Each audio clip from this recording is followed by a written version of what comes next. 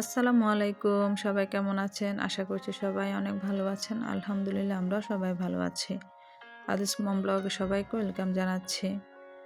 এইখানে আব্বু সকালবেলা আজকে অনেকগুলো বাজার করে নিয়ে আসছে। আব্বু ছোট মেয়ের জামাই আসবে বাসায়। উনি আমেরিকা থেকে আসছে, তো আজকে আমাদের বাসায় বেড়াতে আসবে বা সবার সাথে দেখা করার জন্য।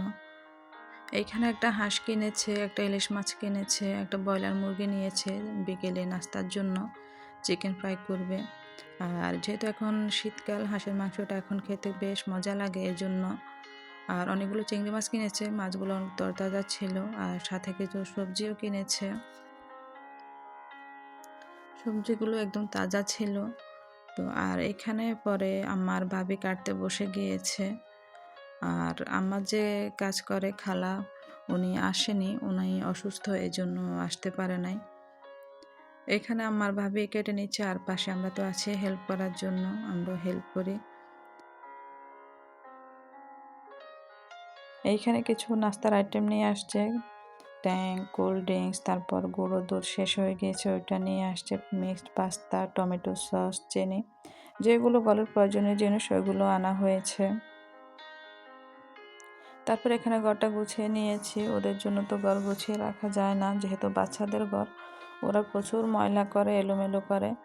তো যেহেতু বাচ্চারা ছোট, এখনও সবগুলাই ছোট, কোনোটাই বোঝে না, ওদেরকে বুঝিয়ে লাভ হয় না। তো যতদিন ওরা বড় না হবে, যতদিন না বুঝবে, ততদিন এরকমই চলতে থাকবে। তো দেখা যায় কি ওদের জন্য মন মতো সাজানো যায় না। ওরা যখন বড় হবে, বুঝবে, তখন মন মতো সাজানো যাবে, এটা কোনো ব্যাপার না।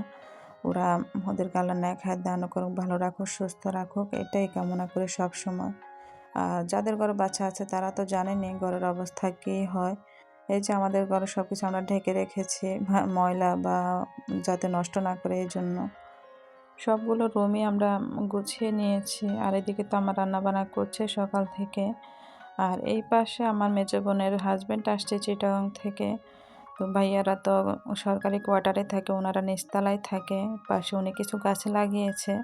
তো আসার সময় যেহেতু কিছুদিনের জন্য আসবে, গাছে পানি দিতে গিয়ে দেখে যে কলাগুলো পেকে আছে। তো দেখে তো খুব খুশি, যেহেতু সবাই আছে, সবাই খেতে পারবে এখন, আর বাচ্চারা আছে।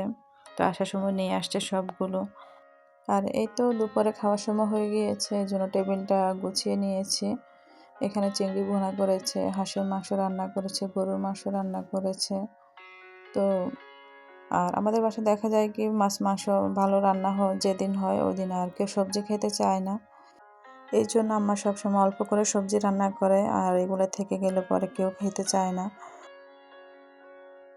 ভিডিওর মাঝখানে একটা রিকোয়েস্ট সবার কাছে, আপনি যদি আমার চ্যানেলে নতুন হয়ে থাকেন তাহলে আমার চ্যানেলটি সাবস্ক্রাইব করবেন, আর যদি ফেসবুক পেজ থেকে দেখে থাকেন তাহলে আমার পেজটি ফলো দিবেন। আর আমার ভিডিও যদি আপনার ভালো লেগে যায় তাহলে পেজে একটি লাইক দিবেন, এতে করে আমার ভিডিওটি সবার কাছে পৌঁছে যাবে।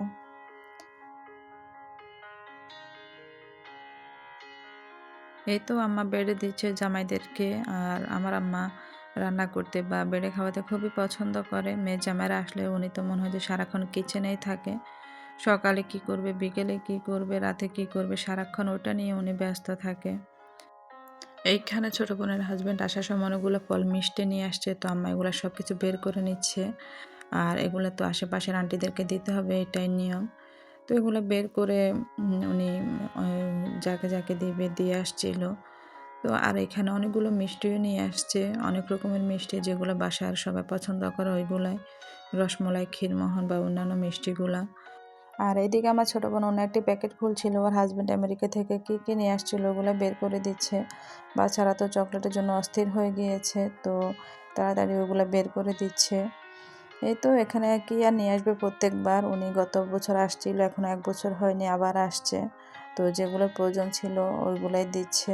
আর এখানে বেশি দরকার ছিল আয়রন ক্যালসিয়ামের ট্যাবলেট, আম্মা আব্বু নানানোর জন্য নিয়ে আসছে। যেহেতু মুরব্বী মানুষ, ওনাদের অন্য সবগুলা থেকে এগুলাই বেশি দরকার। আর আমার আম্মা তো চাল আবার, এই জন্য বড় একটা গুঁড়ো দুধের প্যাকেট নিয়ে আসছে। আমার তো এটা দেখে খুব খুশি হয়েছে, বললো যে যাই হোক আমার জন্য ভালো একটা জিনিস নিয়ে আসছে। এই তো এগুলো সব কিছু বের করে দিচ্ছে, আর বাচ্চাদেরকে চকলেট দিয়েছে, ওরা তো খুব খুশি ওগুলো পেয়ে। আর এখানে আমরা বিকেলবেলা নাস্তা বানিয়ে নিচ্ছি আমি আর ভাবি। ভাবি এখানে ফ্রাইড চিকেন করছে, আর পাশে আমি পাস্তা করছি।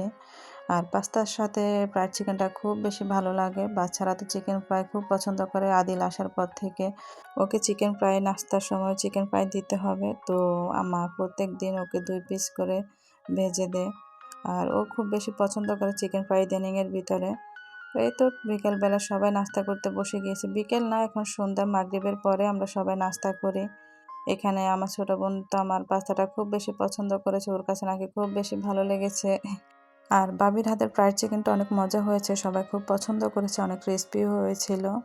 এই তো আমাদের বাসায় মিষ্টি নাস্তাটা কেউ খেতে চায় না। প্রত্যেকদিন আমাদের বাসায় কিছু না কিছু ঝাল নাস্তা থাকতেই হবে, বাচ্চা হোক বা বড়রা হোক।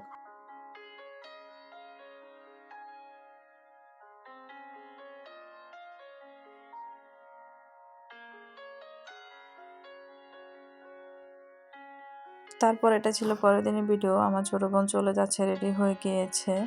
তো যাওয়ার সময় আদিলকে অনেকগুলো টাকা দিয়েছে। এটা নাকি আদিলের গিফট, সুন্নতে খতনা করিয়েছে, এজন্য দিতে হবে। আর ওরা এখান থেকে পাসপোর্ট অফিসে যাবে, ওখানে পাসপোর্ট বানাতে দেবে। এরপর দিন আবার কক্সবাজার যাবে বেড়াতে। এর জন্য খুব তাড়াহুড়ো করছিল, হাতে সময় নেই। এই তো আমার ছোট বোনের খুব মন খারাপ হচ্ছে, বলছিল তোমরা সবাই আছো, আমার যেতে ইচ্ছে করছে না, মন চাচ্ছে সবাই মিলে একসাথে থাকি, গল্প করি। আর এদিকে আদিল বসে বসে টাকা গুনছিল, কয়টা টাকা দিয়েছে ও হিসাব করছিল এগুলা। ভিডিওটা আজকে কেমন লেগেছে সবাই কমেন্টস করে জানাবেন। আল্লাহ হাফেজ, আসসালামু আলাইকুম।